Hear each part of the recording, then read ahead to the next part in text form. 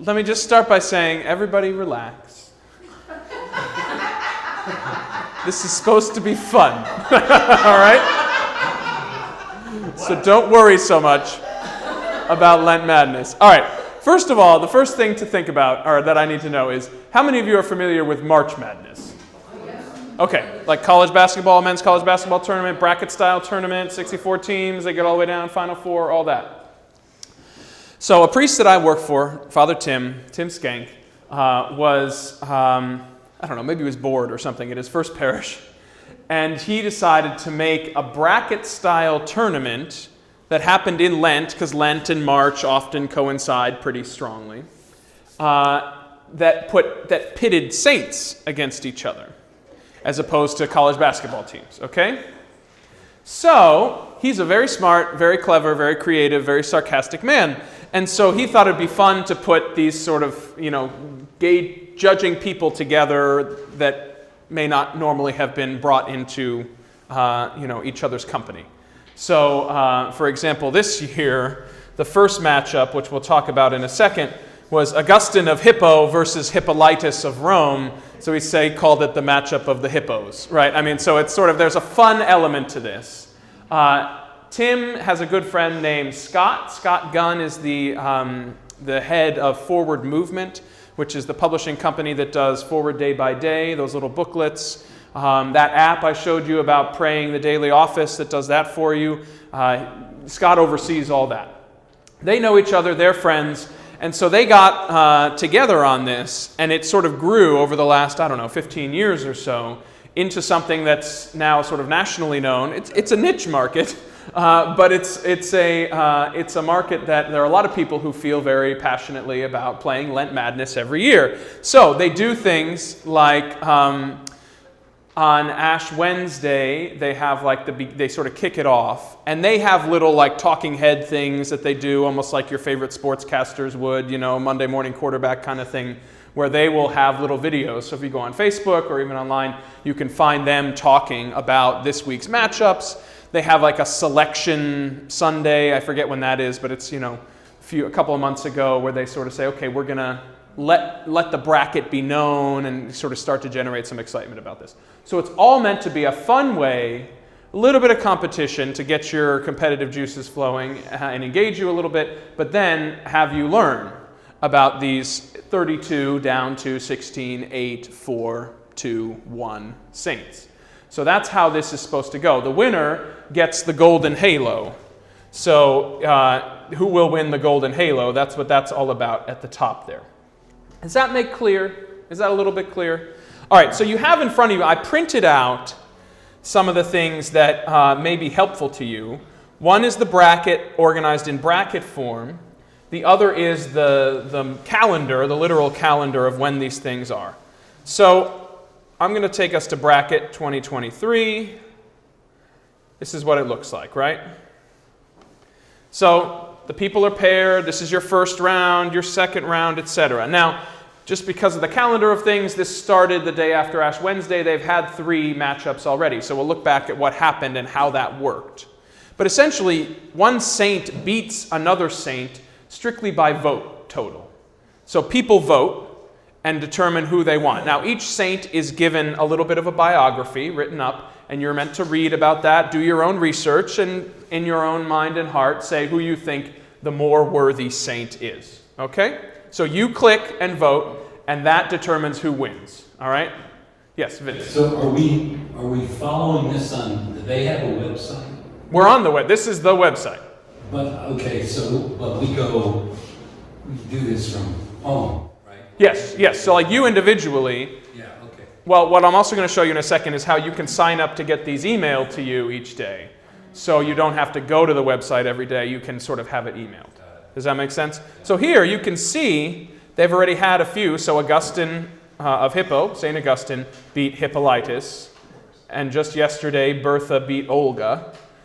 And then Florence Lee Tim Oy beat Nicholas von Zinzendorf, strictly by fun name. That was the fun name matchup. So there you are. Now, if you want to see, let's look back for a second at sort of how this went before. So the opening matchup was Augustine of Hippo versus Hippolytus of Rome. Okay, so you will see here a little blog post that talks about these people. Now, I'm going to go down a little bit and show you. So there's a little introduction. This is because it's the opening day. And then they have Augustine of Hippo. And they have 3 or 4 paragraphs about him, which obviously doesn't encompass the entirety of his life. But then the collect for his saint day. And then you have some information about Hippolytus of Rome. Who was he? Many people didn't know. So another 4 or 5 paragraphs. And then at the bottom, this has already happened, so the votes have been tallied, but you can see the results. But at the bottom, when you go initially, like next week or tomorrow on Monday, you'll see just a little like click one or the other and vote. And then you'll see the tally. So they had 7,660 votes for Augustine of Hippo and 1,872 for Hippolytus. All right, so that means 10,000 people out there are participating in this or so.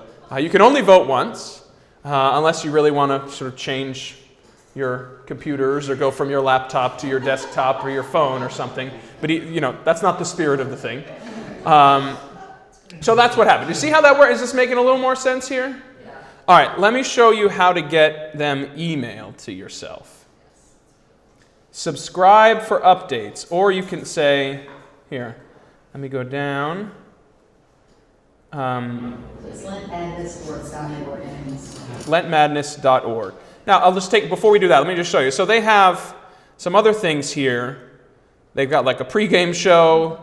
They've got Monday Madness for February. There's Tim and Scott, and they do little, split screen videos. And that's sort of meant to sort of get you here. So, All Brackets Day. That's what they do. Around All Saints Day, they have All Saints Day, All Souls Day, and All Brackets Day.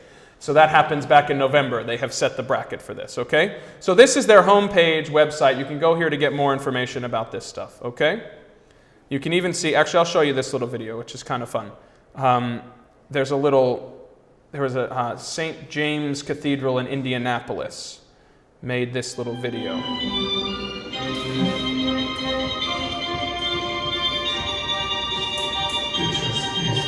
Yeah, well, they took all the 32 saints that were listed and made little puppet people of them and made a little video.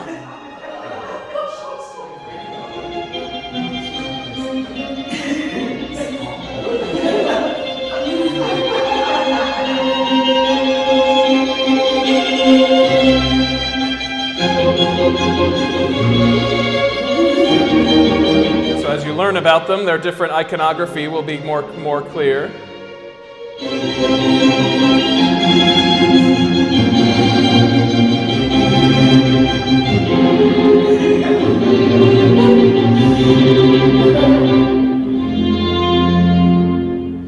So that's their little contribution to this. So anyways, people have some fun with it, right? And so we're going to try to have some fun with it too. Now, let me see if I can get back up here. All right, getting them emailed to yourself. Invitation to a Holy Lent.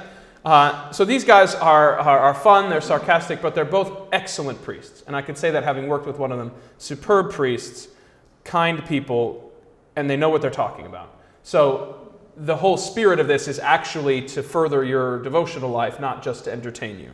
And I could say that sincerely. Subscribe for updates. See that over on the right side? I'm going to click that. That takes you to a slightly different page. You put your email address, your first name, your last name, and then, because this is more than just Lent Madness, happens through Forward Movement, you click what particular things you'd like sent to you. So they have a little Advent devotional they do, or you could get signed up for an Advent Word, 50 Days of Easter, so after Easter, little devotionals that come, and then you would click Lent Madness, subscribe, and then every day you would have in your inbox the new matchup. Okay? So Jamie's got a Mac, which makes me feel dumb. So I'm going to try to get to... Jamie, how do I get back to the other window here? This is... I'm going to get... But I'm trying to get out of this one. I need my little X. But it's not... This opened up a new browser, is all I'm saying. I need to switch. back. All right. How am I going? Come up here. I'm going to exit that out. Nope, now I've lost it altogether. Hold on, guys. In the meantime, I think all Carolina fans will love this because we no longer. You might not have a team in the tournament, yeah? I have something to obsess over now. They did beat UVA last night. I hope everybody saw that. So I don't know that that's going to get them in the tournament, but it is certainly better than the alternative. All right, so each day there's a little blog post that you see, and that has information about the saints and all the other things. And then that's just basically how this works, okay? And then you can also fill out a bracket yourself where you could, like on March Madness, right, where you would play a bracket. And that's you sort of saying in advance who you think you'll win, or you can just follow along each day and participate like that. So you can try to say points, percentage, there's different kinds of brackets. Those of you who play March Madness will know there's different ways of counting, you know, how successful you're being. And there's ones you can even do like start later if you wanted to, okay? So you can still vote without playing one of the... Yeah, the bracket would be like you fill it out and they'll keep track of how accurate you were based upon your guesses. And then, but each day you still should vote for the individual people. It won't sort of tally as your vote for the whole series. And you promise to do special works of kindness and mission service and such. You can if you want. You can add to this. You can choose a saint to embody. All right. Are there any monetary prizes? No. It is strictly sort of honor and fame. This is the Wall of Fame. I'll show you that. So there's Tim and Scott at General Convention with their halos. So if you wanted to look here, Lent Madness 2022, Jose Hernandez won. Okay, so this is the bracket from there. 2021, Absalom Jones won. So you see how this all sort of fills out here? Let's go back a couple more. We had 2020 during the pandemic. Harriet Tubman won. And then 2019, I think Francis of Assisi, Martha. Martha and Mary, Martha of Bethany won. 2018, I think, was Anna Alexander. I don't even know who she is. But St. Francis won a few years ago. Florence Nightingale, things like that. Okay? So we got her. That's right. So whatever way in which you want to engage with this, you can. I don't know. I haven't looked at that yet. But we're not going to look at that. Because I got to tell you about this week's matchups. So if you look at it, the bracket will tell you all the matchups. The calendar will tell you who's coming up this week, all right? So what we're going to do together when we meet on Sunday is we'll review some of the highlights of the week past, or lowlights. And you thought, oh my gosh, I was sure that Olga was going to beat Bertha. And here we are, Bertha won. Why do we think that is? And then there's a question of what's coming up the next week, all right? So let me take you through this week's matchups. Tell you a little bit about these people to prime the pump so that you're ready when you read their bio and you want to decide who to vote for, okay? And you can answer questions. Or I can try to answer questions because I'm no expert in saints, but Vince will answer the other ones. All right. Monday, February 27th. Or I'll make something up, which will sound pretty much like what most people have done about these saints. Yeah. All right, you've got Scholastica versus Richard Hooker. Do you see that? Let me pull this up so we can be talking at the same time about the same things. Let me get the matchup calendar. Bracket poster. Hold on a second. There we go. All right, so here we are, looking at tomorrow, February 27th, right here. Scholastica versus Richard Hooker. Has anybody heard of these two people? Who's heard of Scholastica? Okay. Who's heard of Richard Hooker? I have some news. You have some news? Yes. Okay. All right, let's start with Scholastica then. News on the 5th century, 6th century woman. So Scholastica was a woman, 480 to 543, the twin sister or sister, but maybe twin sister of Saint Benedict of Nursia. Right? So Benedict, founder of the Benedictines, the Benedictine rule. She is the patron saint of nuns, having dedicated herself to God in her youth. So this was quite a holy family here. Although tradition has it that she lived in a large religious community in Plumbariola, there's no evidence that a convent existed there at the time. It's now speculated that she lived in a small hermitage with a few other religious women, but Plumbariola was very close or convenient to Monte Cassino, which was where Benedict's monastery was, that he founded originally. So they were able to visit one another, and they did. Benedict regularly visited his sister to discuss the scriptures and spiritual matters, and he had her buried in his own tomb, so they were very close. And when he died, he was buried with her. Right? So this is Scholastica, the best known for being Benedict's sister. Vince, did you want to add some late-breaking news on the 6th century saint? She's a fictional person. Really? Yes. Says who? Well, the research seems to be trending very significantly into she never existed. So did I think it was Gregorius or something who wrote a history, and he just sort of made her up? Well, I don't know who made her up. Oh. It could have been the nuns of whom she is the patroness. They sort of fictionalized this idealized sister of Benedict to parallel the men who were being founded. Okay, that's fair. Well, off to a great start here, Vince. Thanks. Yeah.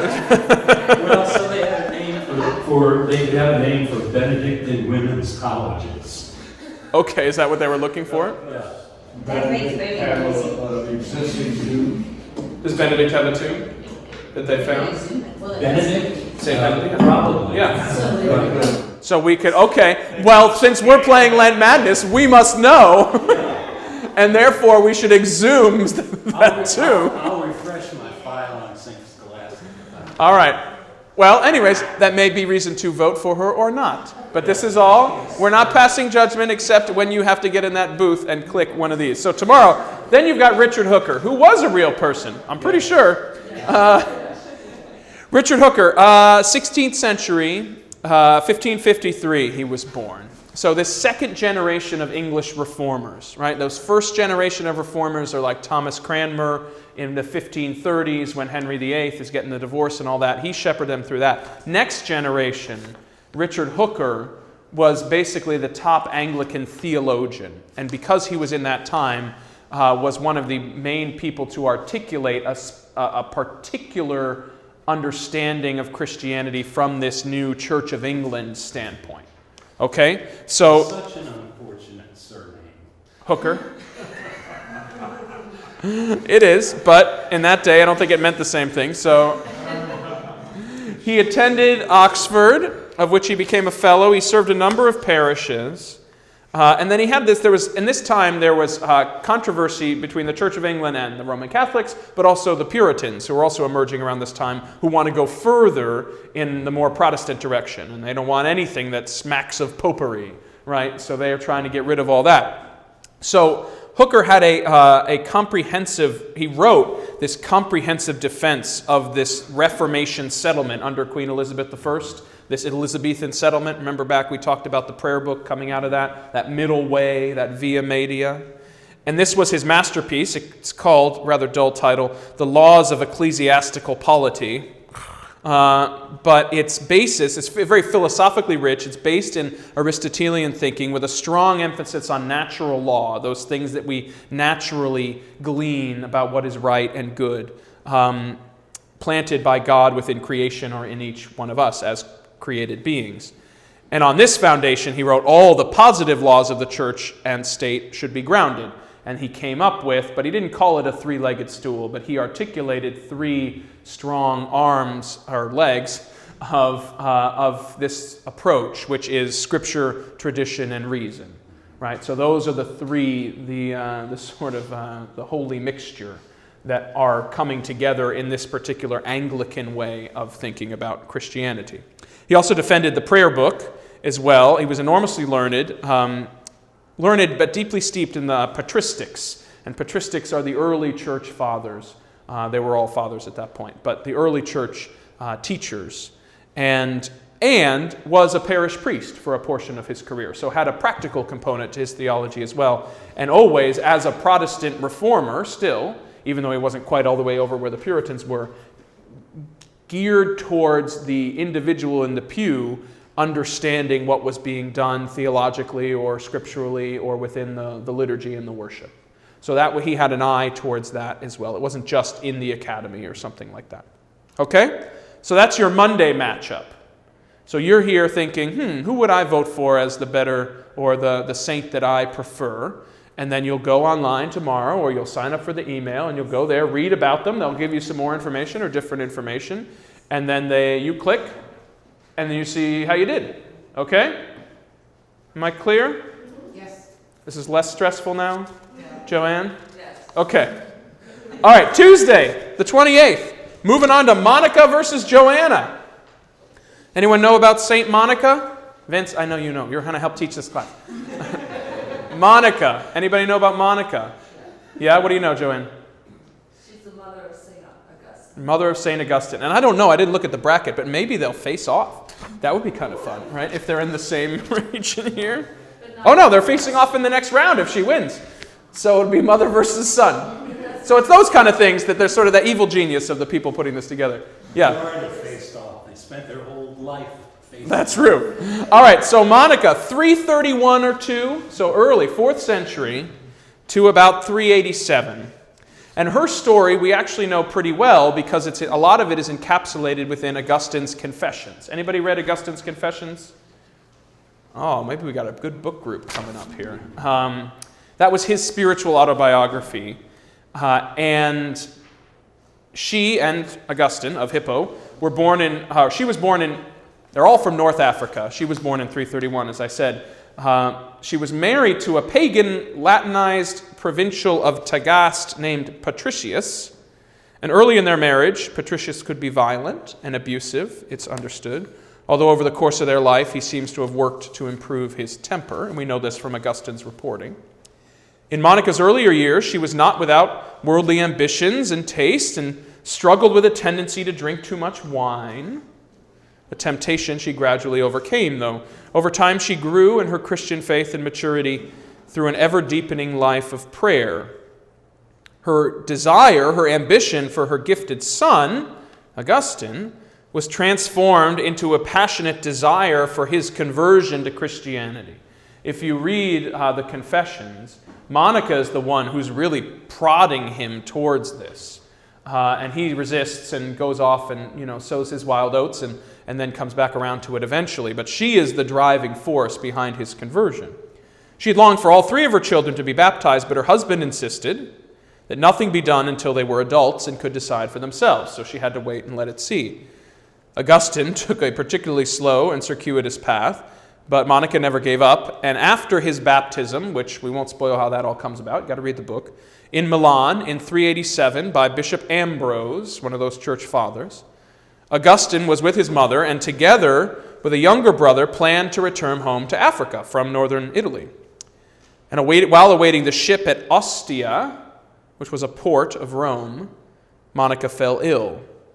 And this comes from Augustine. One day during her illness, she had a fainting spell and lost consciousness for a short time. We hurried to her bedside, but she soon regained consciousness and looked up at my brother as we stood beside her. With a puzzled look, she asked, "Where was I?" Then, watching us closely, as we stood there speechless with grief, she said, "You will bury your mother here." And recent excavations at Ostia have uncovered her original tomb. Her mortal remains, however, were transferred in 1430 to the Church of St. Augustine in Rome.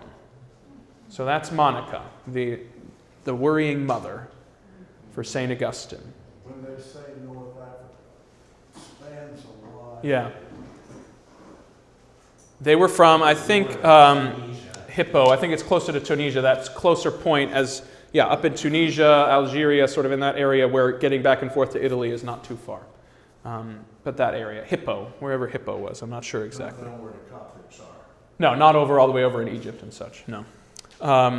She's facing off, Monica's facing off versus Joanna the myrrh bearer. Anybody heard of Joanna? You have heard of her because she's in the Bible, but she doesn't get a great deal of play. So Joanna, Mary, and Salome are traditionally counted as the three women who came to Jesus' tomb early in the morning on the day of the resurrection in order to anoint Jesus' body with myrrh and other spices. So she becomes known as Joanna the myrrh bearer. And they were followers of Jesus during his earthly ministry and remained with him throughout his arrest, crucifixion, and burial. Remember, as he goes through this, his disciples all fall away, but it's the women who find a way to stick with him to a certain extent and watch and see and witness this, both the crucifixion and the resurrection. So Joanna is one of those. Little is known about them beyond their faithful and unwavering devotion and service to Christ. Joanna is identified in the Gospel of Luke as the wife of Chusa, who was a steward of Herod, so worked in Herod's house. But Joanna was following Jesus, which is interesting. And that's in Luke 8. And she's counted among the women who followed and provided for Jesus after having been healed from him. Even though there's little information about them, the way their actions speak perhaps larger than their biographies. And these women show them to be faithful disciples worthy of our commemoration and emulation, both as the followers of Christ and then witnesses of, in the Gospel of Mark. These women come to the tomb, they see that it's empty, and they are sent off to go and tell people what they have found. There's a particular devotion to these holy myrrh bearers in the Orthodox Church, and they even count the second Sunday after Easter as Myrrh Bearers Sunday, which is interesting. I didn't know about that until I read about it. All right, so Joanna and Monica, you got them? That's Tuesday. Wednesday, March 1st, Dorothy Sayers. Who's heard of Dorothy Sayers? The Dorothy Sayers, perhaps known as the prolific fiction writer. Such famous novels as Murder on the Orient Express. Also was a copy editor, playwright, translator, and passionate advocate for the truth of the Christian faith. She was a theologian as well and has written extensively about her own Christian faith and even her creative process as being a part of it. I think I mentioned her back when we were talking about art in Advent, the mind of the maker. So Dorothy Sayers, fictional novelist, murder mysteries, all those fun things, and also a passionate defender of her Christian faith. She was born in 1893 in Oxford and was to the chaplain of Christ Church, so she came by her religion from a family line. Eventually would graduate from Oxford in 1915 with honors and be among the first women to be awarded a master's in modern languages, which she received after the fact in 1920. After graduation, she became a copywriter, and she would eventually become famous for her series of murder mysteries and known as a truly good writer, not just a sort of someone who is tossing off meaningless things with an exciting plot. She was an artist in the way she presented these things. In addition to fiction, she also drew on her deep Christian faith and devotion to write about concerns facing the church. She began with a book called The Zeal for Thy House, or a play called The Zeal for Thy House, which was afterwards a BBC radio drama about the life of Jesus. A BBC radio drama about the life of Jesus entitled The Man Born to be King. So she's dabbling in the artistic and theological here. She also took the church to task for its woeful neglect of dogma and doctrine, arguing in Creed or Chaos for the utmost importance of doctrine for the church and Christian life, and in the process cemented her place as one of the foremost 20th century Christian apologists. She died in 1957 and is buried under the tower in St. Anne's Church in Soho, in London. All right, that's Dorothy L. Sayers. She's facing off against Enmegabo. John Johnson Enmegabo, 1807 to 1902, he was an Ottawa Indian from Canada. Born in 1807, was raised in the Midewiwin traditional healing way of his grandfather and in the Christian religion of his mother, so indigenous and formal Christian religion. He came into the United States as a Methodist missionary at the age of 25. He invited another missionary to the upper Midwest, James Lloyd Breck, to Gull Lake, where they together founded St. Columba's Mission, which was in 1852. The mission was later moved to White Earth, where Enmegabo served until his death in 1902, and he is the first recognized Native American priest in the Episcopal Church. He was ordained as a deacon in 1859 and as a priest in the Cathedral of Faribault in 1867. And Megabo helped train many others to serve as deacons throughout northern Minnesota in the upper Midwest. He's a powerful tradition of there is a powerful tradition of Ojibwe hymn singing, which is a living testimony to their ministry. So some of the native peoples up there, it was one of these interesting, and not terribly, still somewhat complicated, but interesting fusions of indigenous religion and formal Christian religion, which happened throughout history for thousands of years as they went into these other lands and throughout Europe, like the Anglo-Saxons, for example, having that happen to them, and the Irish and the Celts and things. But they're doing the same thing here in the United States just a little bit later. His understanding of native tradition enabled him to enculturate Christianity in the language and traditions of the Ojibwe, and he tirelessly traveled throughout Minnesota and beyond, actively participating in the development of mission strategy and policy for the Episcopal Church as they tried to reach out to these people. And Megabo died at the White Earth Indian Reservation in northern Minnesota on June 12, 1902. So here's an interesting matchup, right? You've got a famous novelist using her platform to articulate a strong defense of the Christian faith. And then you've got someone who's working tirelessly for the spreading of the Christian faith among the indigenous people, but respecting also their traditions because he comes out of them. Interesting questions to wrestle with here. Thursday, Stanislaus the Martyr. Anybody heard of Stanislaus? I hadn't. You've heard of Stanislaus? Oh, Blair, wow. I'm not going to ask you about him, don't worry. That's a familiar name. He was 1030 to 1079, and according to tradition, Stanislaus is going to face off against Edmund, Saint Edmund. According to tradition, Stanislaus, or Stanislaw in Polish, was born in a village in Lesser Poland, so we're over in Eastern Europe now. He was educated at the cathedral school, and later probably at Paris. On his return to Poland, Stanislaus was ordained a priest. Following his ordination, he was given a canonry or a position in Krakow and became known for his preaching.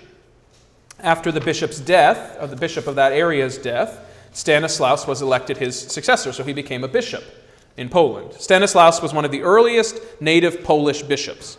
He also became a ducal advisor, an advisor to the duke, and had some influence on Polish politics, which sounds well and good until he had a falling out with the king, who was said to have slain him himself while he was celebrating Mass. So he sent some people to go do it. They said, oh no, he's too holy, we couldn't touch him, he's very well respected. The king said, darn it, I'll do it myself. If you want something done right, you got to do it yourself kind of thing. So the story is that he was slain while celebrating Mass. There's evocative of Thomas Becket's death as well in Canterbury. All right, so that's Stanislaus. I thought he was a famous Michigan bowler. Famous Michigan bowler? Yeah. Okay, I've not heard of him before. But anyways, Stanislaus was a powerful bishop in Poland, fell afoul of the king, paid with his life.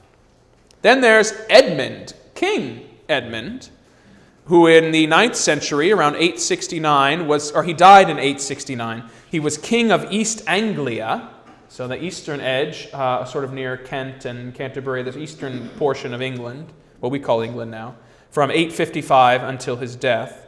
Edmund's death was mentioned in the Anglo-Saxon Chronicle, which relates that he was killed in 869 after the Vikings advanced into East Anglia. The medieval version, so a few hundred years later, of his life and martyrdom differ as to whether he died in battle, fighting the great heathen army of the Vikings, or if he met his death after being captured and then refusing the Viking leaders' demands that he renounce Christ. So an old-fashioned martyrdom, I say, renounce and we'll let you go, and he said, I can't renounce. There is because we have some written records of this, I thought I'd read you. We don't have any kids here. This is PG-13 a little bit. King Edmund, this is from the account of this, from the Anglo-Saxon Chronicle. King Edmund, against whom Ivar advanced, stood inside his hall, and mindful of the Savior, threw out his weapons. He wanted to match the example of Christ, who forbade Peter to win the cruel Jews with weapons. It's dated. Lo, the impious one then bound Edmund and insulted him ignominiously, and beat him with rods, and afterwards led the devout king to a firm, living tree, and tied him there with strong bonds and beat him with whips. In between the whip lashes, Edmund called out with true belief in the Savior Christ. Because of his belief, because he called to Christ to aid him, the heathens became furiously angry. They then shot spears at him as if it was a game, until he was entirely covered with their missiles, like the bristles of a hedgehog, just like Saint Sebastian was. When Ivar the impious pirate saw that the noble king would not forsake Christ, but with resolute faith called after him, he ordered Edmund beheaded, and the heathens did so. While Edmund still called out to Christ, the heathen dragged the holy man to his death, and with one stroke struck off his head, and his soul journeyed happily to Christ. That is Saint Edmund. A popular cult emerged around Edmund after his death, and he was canonized by the church.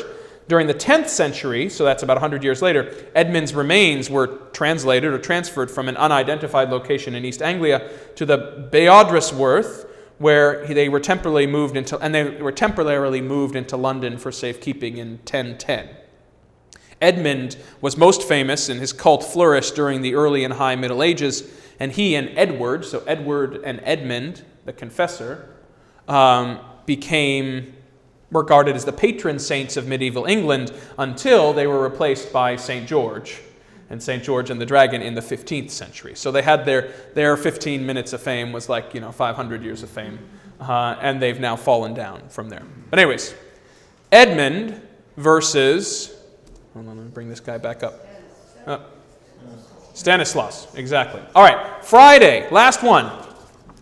Bach, J.S. Bach, counted as a saint in the Episcopal Church.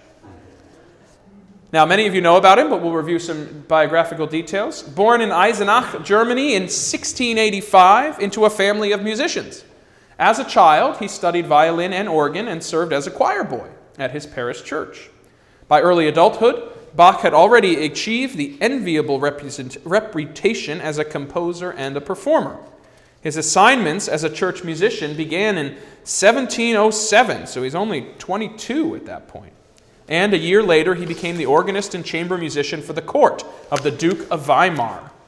In 1723, Bach was appointed cantor of the St. Thomas School in Leipzig and the parish musician at both St. Thomas and St. Nicholas churches, where he remained until his death in 1750. So he was a working church musician. That's always something to remember about Bach, right? He was not making his money on patronages and big fancy concerts. He was working every week at the organ.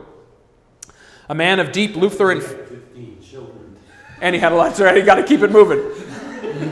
The money comes in and the money goes out. We know how that goes. A man of deep Lutheran faith, Bach's music was an expression of his religious convictions. Bach's music compositions became widely used and profoundly influenced the musical traditions of many Christian churches. So his stuff in and of itself is worthwhile, but the influence it then had on church music for the next 500 years has also been significant. Even beyond their technical merits, which are significant, they may be understood as deeply theological interpretations of the Christian faith, which have been translated into the language of music. It's a nice way to say that. Now, I don't know what's behind this matchup, but he's then matched up with Harriet Monsell. I had not heard of Harriet Monsell. Does anybody know that name? Harriet Monsell was 19th century, 1811 to 1883. One of the earliest monastic orders in the Anglican Church was the Community of St. John the Baptist, and that offered safe shelter and rehabilitation to women caught in poverty in a life of destitution and human trafficking.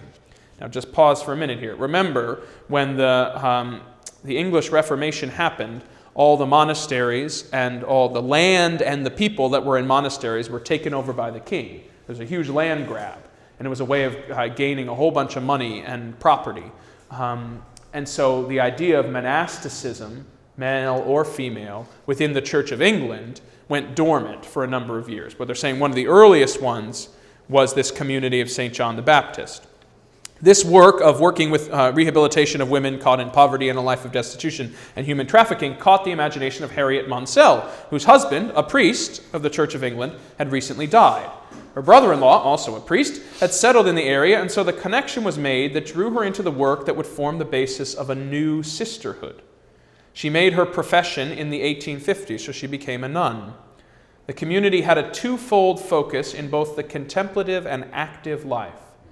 Devotion and a full appropriation of the daily office, morning prayer, noonday prayer, evening prayer, etc., was a key part of the community's worship. But they also made one of the first efforts to, produce an English language version of the breviary. What's the breviary? It's the office. Right. It's in a small book. Okay, so a book devoted just to the office.